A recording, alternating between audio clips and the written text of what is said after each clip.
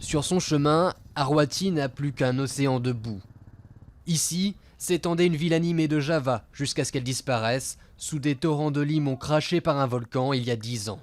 Aujourd'hui, elle conduit les touristes sur les lieux de la catastrophe et gagne quelques dollars par jour. Là-bas, c'était mon village qui s'appelait Siring. J'étais une femme au foyer, mais ma ville a été engloutie et ensuite on a eu toutes sortes de problèmes. Il n'y avait plus de travail et je suis devenue une réfugiée. L'éruption a fait 44 000 déplacés dans la région. Le geyser projette encore l'équivalent de 10 piscines olympiques de terre et d'eau chaque jour. Une vraie curiosité touristique. J'étais très intrigué, je voulais vraiment voir l'ampleur de la boue après avoir entendu que de nombreuses maisons avaient été ensevelies.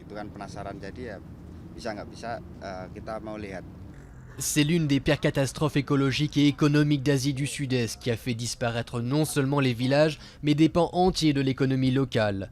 L'origine de l'éruption fait encore débat. Pour certains, c'est à cause d'un tremblement de terre 2 jours plus tôt. Pour d'autres, ce sont les forages de la société gazière Lapindo Brantas qui a dédommagé les victimes sans toutefois reconnaître sa responsabilité.